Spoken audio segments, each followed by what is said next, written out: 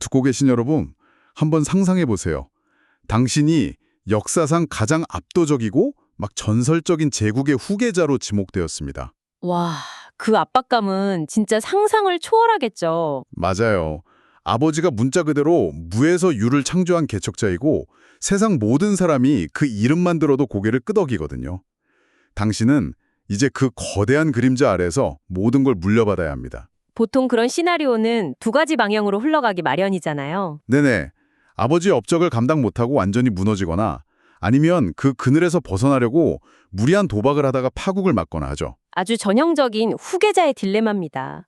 심리학적으로나 역사적으로 볼 때 거대한 1세대와 치열한 3세대 사이에 낀 이른바 2세대가 겪는 압박감은 엄청나거든요. 자기 정체성을 증명해야 한다는 강박에 시달리니까요. 그니까요. 그런데 오늘 우리가 이 심층 탐구에서 파헤쳐볼 인물은 그 뻔한 길을 가지 않았습니다. 오늘 다룰 소스는 창세기 원문인데요. 네, 여기에 등장하는 두 거인, 아브라함과 야곱이라는 거대한 산맥 사이에 끼어있는 조용한 평원 같은 인물, 바로 이삭입니다. 당신이 만약 조직을 이끌고 있거나 누군가의 기대에 짓눌려 숨이 막히는 상황이라면 이 이삭의 생존 방식이 아주 흥미로운 해답을 줄지도 모릅니다. 맞습니다. 우리는 오늘 제공된 텍스트들을 따라가면서 그의 삶을 연대기적으로 추적할 겁니다. 하지만 단순히 시간 순서대로 짚어가는 게 아니고요. 그럼 어떤 부분에 집중하나요? 그가 마주했던 결정적 위기들, 그러니까 극단적인 트라우마나 가족 관계의 붕괴, 생존을 위협받는 분쟁 앞에서 어떻게 내면을 통제했는지 그 독특한 생존 전략의 작동 원리를 깊숙이 들여다볼 예정입니다. 좋아요. 그럼 가장 충격적인 첫 번째 장면부터 시작해보죠. 이삭의 청년기에 기록된 이른바 모리아산 사건입니다. 솔직히 전 이 고대 문헌을 읽으면서 좀 으스스했거든요. 아, 창세기 22장 말씀이시죠? 네, 아버지가 회사에 더 큰 비전을 위한다면서 자기 후계자를 재단에 바치려 한 거잖아요. 이게 말이 되나요? 텍스트의 맥락을 자세히 보면 그 상황의 무게감이 더 생생하게 다가옵니다. 모리아산으로 올라갈 때 이삭이 번제했을 나무를 직접 짊어지고 갔다고 나오거든요. 그럼 영문도 모르는 어린아이가 아니었다는 뜻이네요. 그렇죠. 신체적으로 건장한 청년이었다는 뜻입니다. 인간 하나를 태울 정도의 장작을 지고 산을 오를 완력이 있었던 거죠. 잠깐만요. 그 정도 체격이면 나이든 아버지가 자기를 묶으려고 할 때 충분히 제압하거나 도망칠 수 있었을 텐데요. 원문을 보면 이삭이 묻잖아요. 불과 나무는 있는데 제물로 바칠 어린 양은 어디 있습니까? 하고요. 네, 날카로운 질문이죠. 저는 이 질문을 할 때 그 산속의 서늘한 공기가 막 느껴지는 것 같아요. 속으로 뭔가 크게 잘못되어 가고 있다는 걸 직감하지 않았을까요? 당연히 직감했을 겁니다. 하지만 이 사건의 진짜 미스터리는 바로 그 다음 행동입니다. 아버지가 재단을 쌓고 묶을 때 말이죠. 네, 아버지가 그를 결박해서 눕히는 동안 원문 그 어디에도 이삭이 반항하거나 소리치거나 도망쳤다는 묘사가 단 한 줄도 없습니다. 완벽한 침묵이죠. 와, 진짜 이상하네요. 다른 인물들이랑 비교해보면 이 정적이 얼마나 기이한지 알 수 있잖아요. 정확합니다. 아버지 아브라함은 조카를 구하려고 사병을 거느리고 4개 연합국 왕들이랑 전장을 불사했던 맹장이었죠. 훗날 이삭의 아들 야곱은 밤새도록 신적인 존재랑 육탄전을 벌이며 씨름을 했던 투쟁가였고요. 맞습니다. 그런데 이삭은 칼을 빼드는 아버지 앞에서 완벽한 수용을 보여줍니다. 바로 그 지점이에요. 저는 여기서 반론을 좀 제기하고 싶은데요. 아버지가 나를 죽이려 하는데 그냥 가만히 누워있는다. 이건 신앙심이 깊은 게 아니지 않나요? 그럼 어떻게 보시나요? 가스라이팅을 엄청 심하게 당했거나 스톡홀름 증후군처럼 자아가 완전히 붕괴된 상태 아닐까요? 현대 심리학 관점에서 보면 이건 진짜 극복 불가능한 끔찍한 트라우마잖아요. 평생 아버지를 증오하거나 대인기피증에 걸려야 정상 아닙니까? 겉보기엔 충분히 그럴 수 있습니다. 하지만 이 경험이 이삭의 내면에 작용한 방식을 이해하려면 약간 다른 접근이 필요해요. 학습된 무기력과 능동적 수용의 차이를 구분해야 하거든요. 능동적 수용이요? 네, 이삭은 제단 위에서 죽음의 공포를 느꼈지만 동시에 아버지를 멈춰 세우는 절대자의 개입을 직접 목격했습니다. 이 극단적인 경험이 이삭의 뇌리에 거대한 세계관을 각인시킨 거죠. 아, 내 삶은 내 힘으로 통제할 수 있는 게 아니구나. 이런 깨달음이요. 그렇습니다. 그는 자신의 의지나 힘으로 운명을 개척하겠다는 오만을 제단 위에 두고 내려온 겁니다. 내가 발버둥 친다고 되는 게 아니라는 철저한 자기 객관화죠. 와, 통제할 수 없다는 걸 뼈저리게 인정했다는 거군요. 심리학적으로 사람은 통제할 수 없는 거대한 힘 앞에서 꺾일 때 완전히 파괴되거나 아니면 역설적으로 그 힘에 순응하며 압도적인 평온을 얻기도 합니다. 이삭은 후자를 택한 거죠. 그리고 이 수용하는 태도가 앞으로 삶의 위기들을 돌파하는 아주 독특한 무기가 된다는 거네요. 네, 정확히 보셨습니다. 좋아요. 무기라고 하셨는데 저는 이삭이 이후에 보여주는 인간관계들을 보면 그게 과연 무기가 맞나 좀 의심스럽거든요. 어떤 인간관계 말씀이신가요? 이삭의 삶을 들여다보면 두 명의 아주 강렬한 여성이 등장하잖아요. 어머니 사라 그리고 아내 리브가.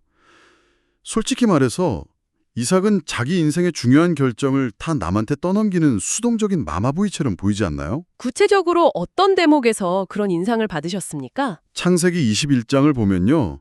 이삭의 후계 구도를 위협하는 이복형 이스마엘과 하갈을 무자비하게 내쫓은 건 어머니 사라였습니다. 아브라함조차 망설였는데 사라가 막 주도하잖아요. 네, 텍스트에 그렇게 기록되어 있죠. 그리고 아내를 구할 때도 자기가 직접 가지 않고 아버지의 종이 대신 갑니다. 또 24장을 보면 신부인 리브가가 오고 있을 때 이삭은 그냥 들판에서 배회하고 묵상하다가 그녀를 맞이하죠. 맞습니다. 조용히 묵상하는 장면이 나오죠. 게다가 나중에 25장에서 쌍둥이 아들들이 뱃속에서 싸울 때 신에게 직접 나아가서 영적인 응답을 받아낸 것도 이삭이 아니라 아내 리브가였습니다. 집안의 굵직한 결단은 다 여자들이 내리고 이삭은 그냥 뒷짐지고 있는 모양새 아닙니까? 충분히 그렇게 읽힐 수 있는 대목들입니다.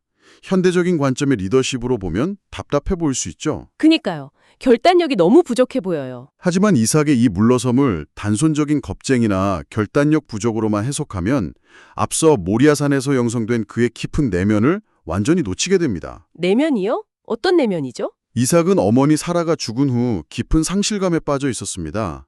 원문을 보면 리브가를 어머니의 장막으로 들이고 아내로 맞이한 후에야 비로소 위로를 얻었다고 기록되어 있거든요. 아, 자기 슬픔을 솔직하게 인정했군요. 네, 그는 자신의 감정적 연약함과 슬픔을 숨기려 하지 않고 타인의 위로를 온전히 받아들일 줄 아는 사람이었습니다.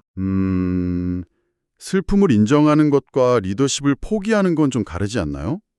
가장으로서 집안을 이끌어야 하잖아요. 여기서 우리가 집중해야 할 것은 통제권의 분배입니다.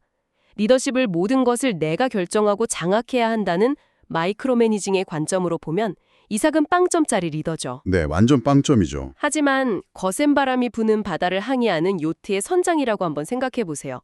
선장은 바람, 그러니까 자연의 힘이나 다른 이들의 강한 에너지를 막 통제하려 들지 않습니다. 그냥 도체 각도를 조절하고 배가 뒤집히지 않게 평형을 유지할 뿐이겠네요. 그렇습니다. 이삭은 주변의 강한 에너지들, 어머니의 결단력, 종의 충성심, 아내의 영적 주도성을 꺾으려 하지 않았습니다. 그것이 자연스럽게 흘러가도록 공간을 내어준 거죠. 공간을 내어준다. 이거 참 멋진 표현이네요. 그리고 리브가가 20년 동안 임신하지 못했을 때의 반응도 중요합니다. 그는 조급하게 다른 방법을 찾거나 하갈의 선례를 따르지 않고 묵묵히 그녀를 위해 기도하며 기다립니다. 이건 무능력이 아니라 자신의 한계를 명확히 아는 자의 인내입니다. 도체 각도를 조절하는 선장이라 모든 걸 움켜쥐려다가 조직을 망치는 수많은 현대의 리더들을 생각하면 꽤 날카로운 통찰이네요. 자기가 굳이 나서지 않아도 일이 되게끔 시스템과 사람에게 공간을 내어준다는 거군요. 맞습니다. 수용과 인내의 리더십이죠. 그렇다면 여기까지는 가정 내에서의 이야기였고요. 이 수용과 인내의 철학이 진짜 피 튀기는 외부의 적들 앞에서는 어떻게 작동했을까요? 이삭의 장년기를 다루는 창세기 26장이 바로 그 시험대 아닙니까? 네, 저는 개인적으로 이 부분이 이삭의 진면목을 보여주는 하이라이트라고 봅니다. 동의합니다. 26장은 이삭이 극심한 흉년을 피해 블레셋 사람들의 땅인 그랄로 이주하면서 벌어지는 이야기잖아요. 여기서 참 재미있는 게 이삭도 아버지처럼 자기 아내를 누이라고 속이는 인간적인 실수를 저지릅니다. 두려움 때문이었죠. 네, 유전적인 말실수라고 볼 수도 있죠. 어찌 보면 아주 치졸한 모습입니다. 하지만 흥미롭게도 그곳에 정착한 이삭은 농사를 지어서 무려 100배의 수확을 거두고 엄청난 거부가 됩니다. 진짜 문제는 이 압도적인 성공 직후에 발생하잖아요. 맞습니다. 이삭이 너무 막강해지자 블레셋 사람들이 시기하여 그를 공격하기 시작합니다. 그들이 택한 방식이 참 악랄한데요. 이삭의 아버지가 팠던 우물들을 모두 흙으로 메워버린 겁니다. 우물을 흙으로 메워요. 네, 결국 그 지역의 왕 아비멜렉이 이삭에게 와서 당신이 우리보다 훨씬 강해졌으니 떠나라고 추방 명령을 내리죠. 듣고 계신 여러분, 이 부분을 그냥 옛날 사람들이 우물 두고 싸웠나 보네 하고 넘기시면 절대 안 됩니다. 고대 근동 지역에서 우물이 갖는 의미를 정확히 알아야 이 상황의 심각성이 이해되거든요. 전문가님, 고대의 우물을 파고 그걸 메운다는 게 기술적으로나 경제적으로 어떤 의미였나요? 네, 아주 중요한 포인트입니다. 고대 팔레스타인 지역은 석회암 안반지대가 많아요. 여기서 우물을 판다는 건 현대처럼 포크레인으로 흙을 푹푹 파내는 게 아닙니다. 수십 명의 인력이 동원되어서 단단한 안반을 수작업으로 뚫고 내려가야 하는 거대한 토목공사죠. 수개월이 걸리는 엄청난 프로젝트겠네요. 막대한 자본과 기술력의 결정체입니다. 게다가 사막기후에서 물은 생존 그 자체잖아요. 농축산업의 핵심 동력이고 곧 권력의 원천입니다. 그러니까 경쟁사가 우리 회사의 핵심 데이터 센터에 불을 지르고 유통망을 완전히 박살낸 거랑 똑같군요. 명백한 선전포고 아닙니까? 정확한 비유입니다. 근데 여기서 이삭의 반응이 저를 또 미치게 합니다. 100배의 수확을 거둘 만큼 경제력도 있고 세력도 엄청 컸었잖아요. 그럼 군사를 일으켜서 블레셋을 쓸어버리거나 취소한 자기 재산을 지키기 위해 무력 충돌을 불사해야 하는 거 아닙니까? 근데 어떻게 하죠? 조용히 짐을 싸서 다른 골짜기로 떠나버립니다. 진짜 답답하지 않습니까? 거기서 끝나는 것도 아니잖아요. 네, 골짜기로 가서 에색이라는 우물을 파는데 현지 목자들이 자기들 물이라고 우기니까 또 넘겨줍니다. 에색이 다툼이라는 뜻이거든요. 또 양보하네요. 그리고 자리로 옮겨서 시트나, 즉 적대감이라는 우물을 파는데 또 싸움이 붙습니다. 그러자 아무 말 없이 또 양보하고 떠나버리죠. 이삭이 이런 행동을 현대 비즈니스에 대입해보세요. 경쟁사가 억지 특허 소송을 걸어오는데 방어율 100%로 그냥 시장을 다 내주고 도망만 다니는 꼴이잖아요. 이건 평화주의가 아니라 그냥 뼈대 없는 호구 아닙니까? 표면적인 행동만 보면 굉장히 무기력해 보일 수 있습니다. 하지만 이삭의 행동 기저에 깔린 작동 원리를 보셔야 해요. 어떤 원리죠? 이삭은 우물이라는 결과물에 집착하지 않고 우물을 파는 능력 자체를 신뢰했습니다. 우물 하나를 지키겠다고 그랄 사람들과 피 흘리며 싸우면 어떻게 될까요? 설령 이기더라도 끊임없는 복수와 소모전이라는 늪에 빠지게 됩니다. 에너지를 파괴적인 곳에 쓰는 거죠. 싸움에 말려들지 않는 거군요. 대신 이삭은 물러납니다. 그는 수맥을 찾고 안반을 뚫어 물을 끌어올리는 자신의 압도적인 기술력, 그리고 그 과정에 함께하는 신의 섭리를 믿었던 겁니다. 와, 내가 서 있는 자리가 중요한 게 아니라 내 안에 있는 역량이 진짜 자산이라는 뜻이네요. 소름 돋습니다. 정확합니다. 이건 생물학에서 말하는 환경 적응이나 공상과학의 테라포밍, 그러니까 지구화전력에 가까워요. 제한된 오아시스를 차지하려고 포식자들과 피투성의 싸움을 하는 대신 척박한 땅으로 끊임없이 이동하며 그곳을 아예 살만한 곳으로 개척해버리는 겁니다. 역량으로 그냥 환경을 바꿔버리는군요. 결국 그는 마침내 아무도 다투지 않는 넓은 지경에 다다라 우물을 파고 그곳의 이름을 르호봇이라고 명명합니다. 여호와께서 우리의 자리를 넓히셨다는 뜻이죠. 르호봇. 와, 이건 진짜 훌륭한 전략입니다. 청취자 여러분, 비즈니스를 하던 인간관계를 맺든 이 전략을 한번 적용해보세요. 진흙탕에서 소모적인 싸움을 하는 대신 그냥 압도적인 내공으로 분쟁 지역을 벗어나는 겁니다. 아예 경쟁자 자체가 존재하지 않는 완전히 새로운 블루오션을 만들어버린 거잖아요. 그리고 이 르호봇 전략의 결말이 무엇인지 아십니까? 이삭을 쫓아냈던 적대자 아비멜렉 왕이 군사령관을 데리고 이삭의 진영으로 직접 찾아옵니다. 자기가 먼저 쫓아내놓고 왜 또 찾아온 거죠? 먼저 평화조약을 맺자고 머리를 숙이기 위해서요. 그들이 이렇게 말합니다. 우리가 보니 신이 당신과 함께하는 것을 분명히 알았다라고요. 이삭은 칼 한 번 휘두르지 않고 적을 굴복시켰습니다. 끝없는 양보와 압도적인 역량 증명으로 상대방 스스로 경외감을 느끼게 만든 거네요. 진정한 차원의 승리였던 셈입니다. 네, 맞습니다. 놀랍습니다. 칼로 베어낸 승리는 원한을 낳지만 역량으로 증명한 승리는 적마저도 파트너로 만든다는 걸 이삭이 뼛속 깊이 보여줬군요. 하지만 이렇게 완벽해 보이는 이삭도 결국 늙고 병듭니다. 네, 시간이 흐르죠. 그리고 밖에서는 그렇게 지혜롭고 인내심 강했던 이 사람이 정작 자기 집안 가장 깊숙한 곳에서 가장 치명적인 위기를 자초하잖아요. 창세기 27장, 노년의 맹점이 폭발하는 그 순간으로 가보죠. 참 아이러니한 대목입니다. 이삭은 나이가 들어 눈이 어둡게 됩니다. 텍스트는 이 시력저하가 단순히 육체적인 노화뿐만 아니라 영적인 분별력도 흐려졌음을 암시하고 있어요. 영적 분별력이 흐려졌다. 아주 중요한 포인트네요.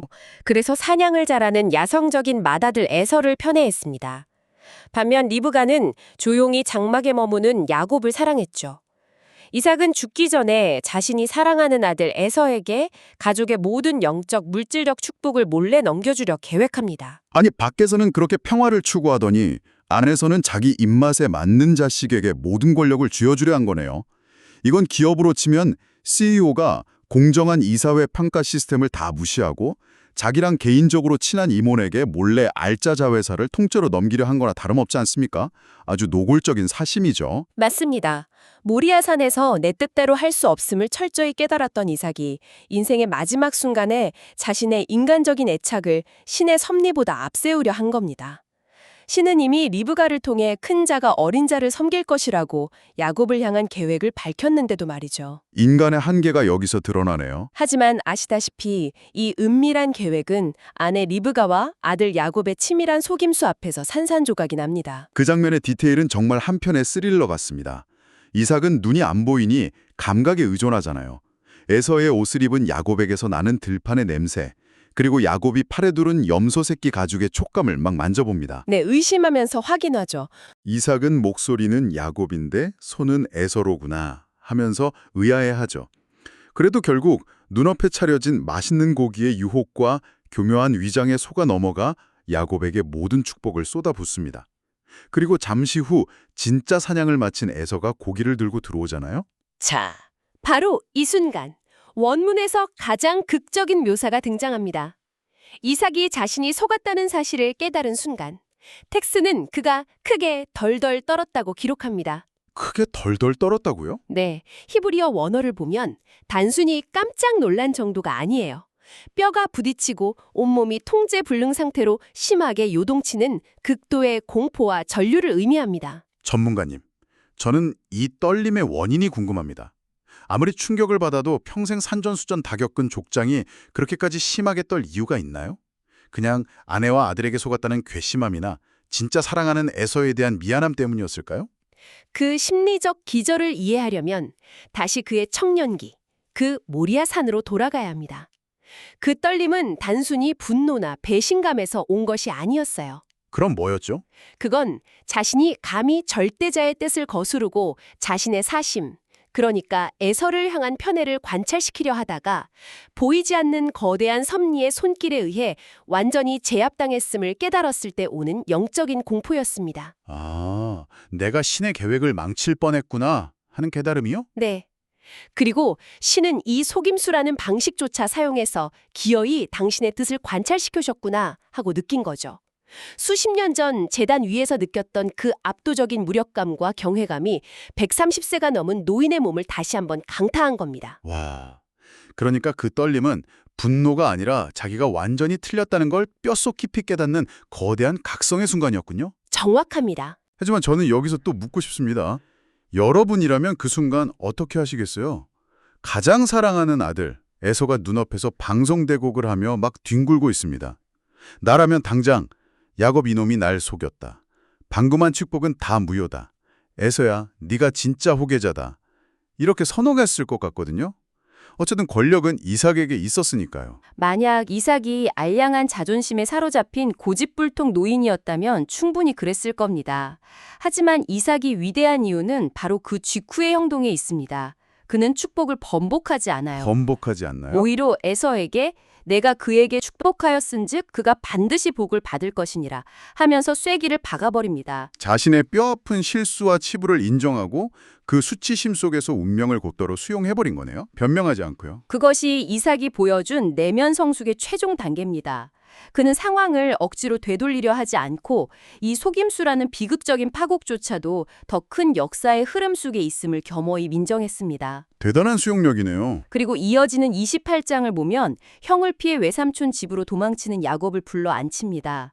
이번에는 눈이 어두워서 속은 게 아니라 온전히 깨어있는 맑은 정신으로 할아버지 아브라함으로부터 내려온 정통성의 축복을 야곱에게 명확하게 다시 내려줍니다. 아, 자기 욕심을 완전히 비워내고 영적인 리더십을 회복한 거군요. 네, 그렇게 모든 짐을 내려놓은 이삭은 훗날 180세의 나이로 숨을 거둡니다. 그리고 한때 원수 같았던 두 아들 에서와 야곱이 함께 그를 장사 지내는 결말을 맞이하죠. 정말 대단한 여정이네요. 트라우마로 시작해서 양보와 묵상으로 생존하고 마지막엔 자신의 뼈아픈 과오마저 수용하면서 역사의 징검다리를 완성해낸 삶. 텍스트를 모두 살펴보고 나니까 이 이삭이라는 인물의 무게감이 완전히 다르게 다가옵니다. 네, 아주 입체적인 인물이죠. 그는 아버지 아브라함처럼 낯선 땅으로 쳐들어가는 폭발적인 개척자도 아니었고 아들 야곱처럼 수단과 방법을 가리지 않고 자기 운명을 쟁취하는 혁명가도 아니었습니다. 하지만 그는 제단의 나무를 묵묵히 짊어질 줄 알았고 누군가 우물을 뺐으면 더 넓은 곳으로 가서 새 우물을 파냈으며 맹렬한 폭풍우 같은 가족들 사이에서 돛을 잡고 배의 평형을 유지해낸 위대한 유지자였습니다. 맞습니다.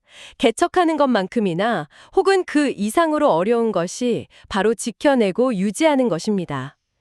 이삭의 삶은 강력한 카리스마나 투쟁 없이도 끝없는 인내와 수용을 통해 어떻게 하나의 거대한 세계가 다음 세대로 무사히 전달될 수 있는지를 보여주는 완벽한 증명입니다. 이 이야기를 듣고 계신 여러분의 삶은 어떻습니까?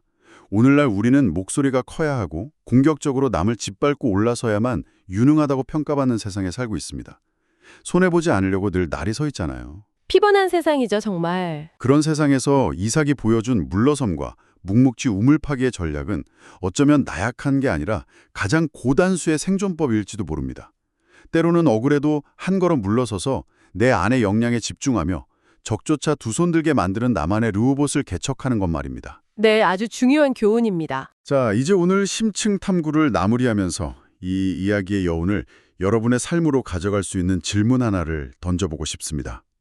우리는 고대 문헌에서 신의 정체성을 설명할 때 늘 아브라함의 하나님, 이삭의 하나님, 야곱의 하나님이라는 3대의 이름이 묶여 나오는 것을 봅니다. 아주 유명한 구절이죠. 세상을 발칵 뒤집어 놓은 1세대 아브라함의 불꽃과 그 불꽃을 들고 온 세상을 태울 듯 치열하게 싸웠던 3세대 야곱.